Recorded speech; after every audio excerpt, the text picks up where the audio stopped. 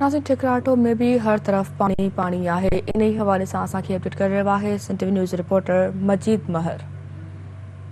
जी नाज़रीन, जीअं त असीं हिन वक़्तु यूसी मुबारकपुर जे इलाइक़े में मौजूदु आहियूं, जिते ही तव्हां हाल ॾिसी रहिया आहियो, जेके हिते घटि में घटि 10 खां वधीक ॻोठ ही पाणी बरसाती पाणी सां ही ॻोठ हितां जे ॻोठाणनि जो चवणु आहे न ॿुॾा आहिनि, पर ही जेको मसूआ में 100 फुट घारो लॻल आहे, जिते मीरपुर खां वठी उबाड़े खां वठी पाणी जेको छोड़ करे थो उहो अची हिननि इलाइक़नि खे हिन ॿोड़ियो आहे। पर अफ़सोस जी ॻाल्हि इहा आहे त हिते अॼु ताईं बरसात शुरू थियण खां वठी अॼु ताईं को बि चूंडियल नुमाइंदो, को बि मक़ामी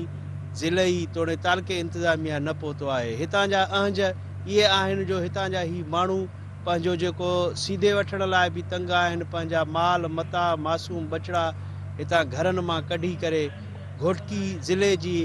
देह सुचारो में वञी हिन वक़्तु खुले आसमान हेठि हिन हेॾी धुप ऐं गर्मी में वेठा आहिनि ऐं मच्छरनि जे आज़ार में।